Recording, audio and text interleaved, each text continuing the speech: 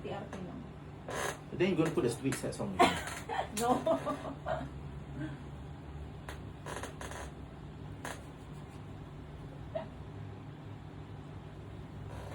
Parang hindi mo ako mamimiss ah.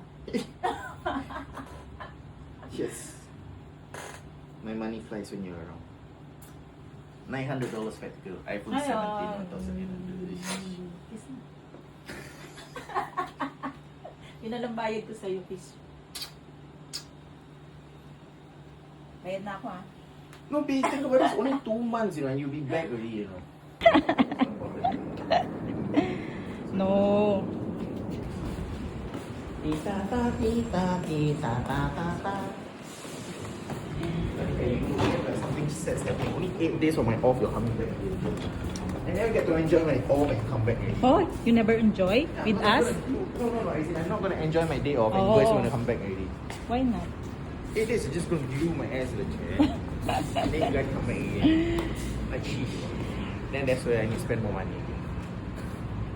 Tumaba ka. Ayun oh. Ching, ching, ching, ching, ching. Yun na, you. Ching, ching. Ni. Ni. Yun. Ay, cool, no? Okay. Ah. Yeah, there you are. Yeah, thank you. People drop from airport.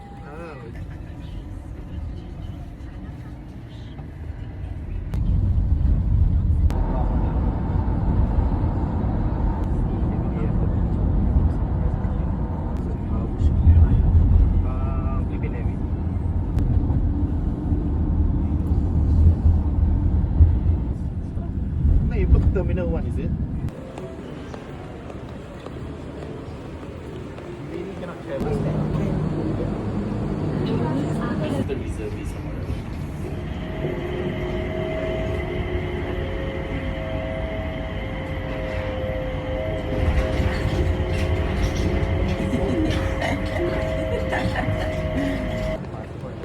Kalimutan ng passport.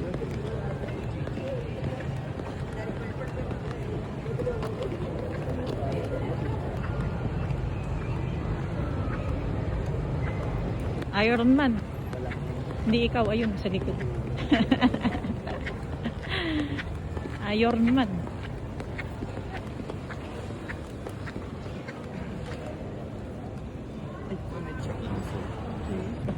Don't say that. Because last time I did so. Really? Ay, naku, manang-mana talaga. I said a picture. You're around, there around. You're around.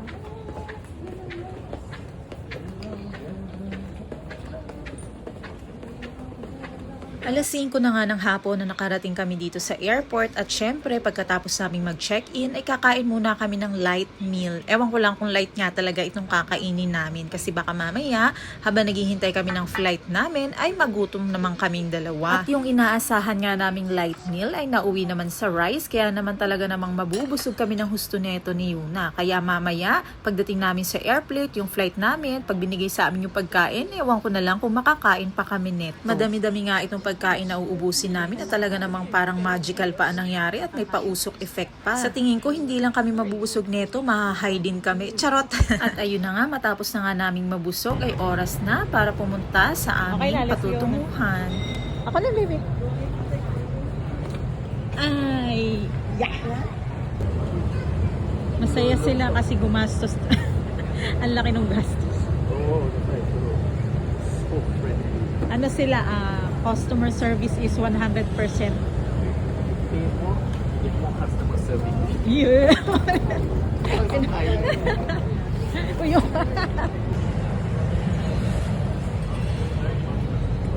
Toilet. Let's go, Toilet. toilet. Daddy must ipon leave again.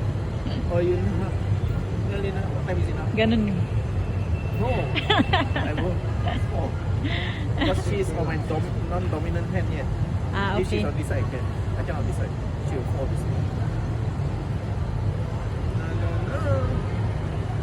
Okay na. Getting my money lang.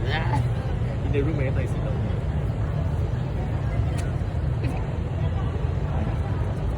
Pizza. Yeah. Just waiting. Mwah. I see you in 2 months. Okay? Yeah, see you. All is waiting for you. Okay. So, attention na. Enjoy your life, okay? I don't think so. Okay, look. No. We got no money. I need money. Please. Can transfer me. It is. Can you transfer me? I need to eat. Send me, I need to eat Shit, Jollibee. money.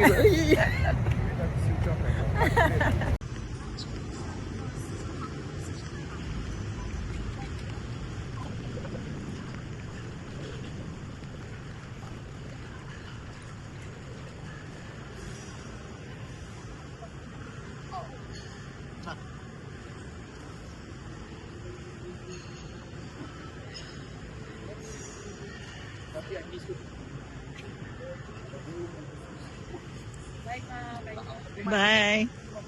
Take care. Keep in touch, okay? I love you. Sleep Don't here. be sad. Don't be sad. See you soon, huh? See you soon. See you soon. Only 2 months. 2.5 months. Very 2 fast, months. very fast. That is 8 of day, 60 days, 70 days sleep. You see daddy cook for you every day. Daddy gonna prepare everything so this time daddy needs to spend at home. Come, take it already. Eh? Daddy is exhausted now.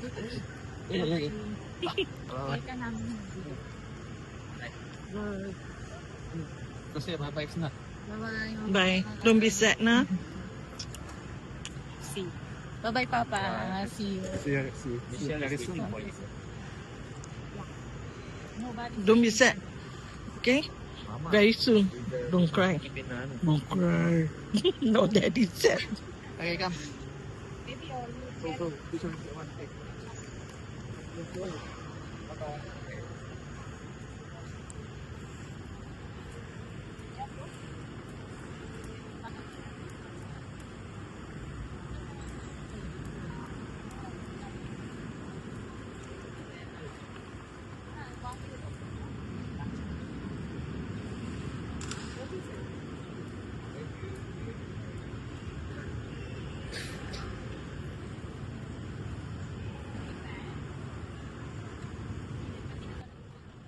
Sa pagkakataong ito nga pala ay nagkaroon ng kaunting problema, kinailangan naming humarap sa immigration officer at ma-interview ng kaunti. Kasi nga ay dapat flight namin last week at nag-extend nga lang kami ng another 7 days. Kaya nagkaroon ng kaunting conflict, pero kaunting bagay lang naman ito. May mga katanungan lang na kailangan sagutin ng maayos and everything will be okay. Hindi rin naman kami overstaying, kaya wala naman kami dapat ikakaban ni Yuna. At hindi rin naman ito yung first time na nangyari ito sa akin. Na na-hold ako sa Singapore immigration. Nung baby pa nga si Yuna at nagtatrabaho pa rin ng daddy niya dito, ayun yung first time na na-hold ako sa immigration at talaga namang kinausap ko pa yung head ng kanilang department. Marami nga ang katanungan sa akin at nagdududa pa nga na baka mamaya ay ginagamit ko lang ang batap at ako'y magtatrabaho dito sa Singapore. At dahil nasagot ko nga ng maayos ang kanilang mga katanungan at may mga proof naman ako na talaga nagbabakasyon lang ako dito, ay hindi rin naman ako nagtagal sa kanilang opisina. At kaya naman nangyari yun sa akin, eh ikaw ba naman ang every other month ay nandito sa Singapore, kaya naman parang medyo magdududa sila. Noong mga panahon na yon ay may kota kasi kung ilang beses ka lamang pwedeng pumunta dito sa Singapore as a tourist. Ayun na nga, nung papunta na nga kami ni Yuna sa aming gate, ay nagkandaligaw-ligaw naman kaming dalawa. Nakatago kasi yung sign kung nasaan yung gate namin, kaya naman kami ni Yuna ay dire-diretso at medyo nagpanik na nga kami, nagkandatakbo na kami. May oras pa naman kami at hindi pa naman kami totally late sa flight, pero mas maganda kasi yung nasa boarding gate ka na lang at doon ka na lang talaga maghihintay ng oras ng alis ng eroplano. At finally, nahanap na rin namin yung aming gate at talagang inabot na rin kami ni Yuna ng uhaw. Mabuti na lamang itong gate na napuntahan namin ni Yuna ay nandito mismo sa loob yung water refilling at hindi na kami nahirapan pang maghanap sa labas. Ito na nga at oras na nga ng boarding namin sa eroplano. Malamang neto darating kami sa Pilipinas ay hating gabi na. Wala namang problema sa amin dalawa yun ni Yuna dahil pagdating namin doon ay may susundo na sa amin at diretso na kaming ihahatid sa amin sa Lopez, Quezon. Mas mainam pang bumiyahe ng ganong oras dahil mabilis lang talaga yung lalakbayin, hindi katulad ng umaga or sa araw talaga namang aabuti ng 8 hanggang 10 oras. Bukod sa grabe yung traffic ay grabe pa ang sira ng mga kalsada na talaga namang pasakit sa mga biyahero.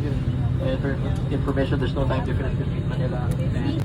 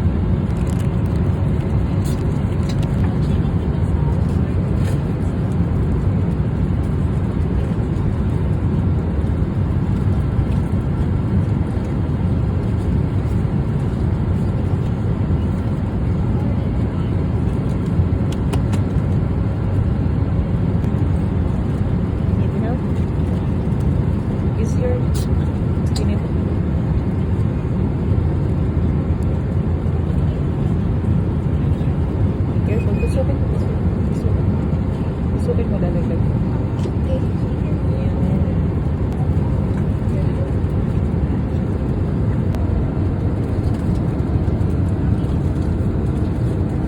Nakaisang subo lang si Yuna doon sa kanyang kanin at hindi na rin niya ginalaw. At yung sa akin naman, hindi ko na rin talaga binuksan dahil busog pa nga ako. Kinain lang ni Yuna yung tinapay at saka yung biskwit, tapos ay tinago ko na rin itong mga pagkain at iuwi ko na lamang sa amin. Punong-puno na nga pala yung hand carry bag ko dyan, mabuti na lang at nagkasya pa itong pagkain. Aba, ay sayang din naman binayaran din yan. At dahil hindi pa nga kami nakakaramdam ng antok ni Yuna, ay magkakalikot muna kami ng network dito sa airplane. Yung kanilang free entertainment chuchu. Tingnan namin kung ano ba yung maaari naming paglibangan dito.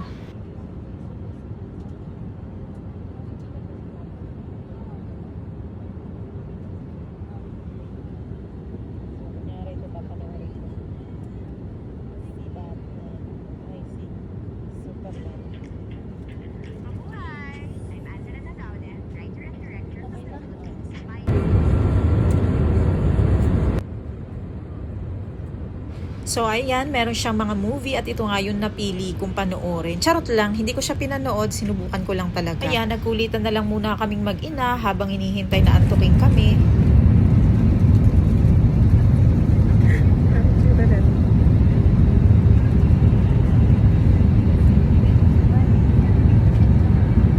Ladies and gentlemen, we have started our initial approach into Manila.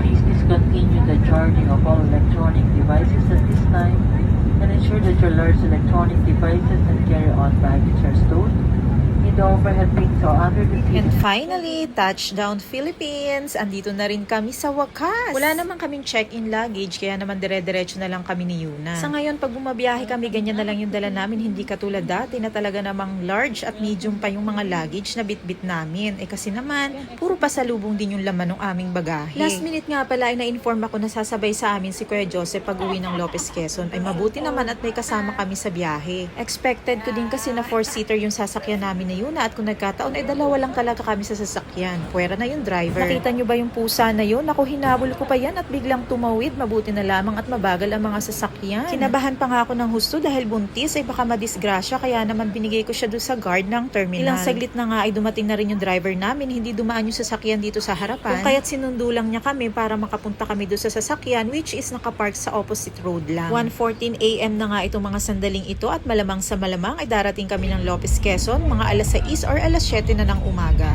Kapag ganitong oras ka nga bumiyahe papunta sa amin ay aabot lamang ng 4 hanggang 5 oras. At dahil mahaba-haba pa din yun, kaya kami matutulog na.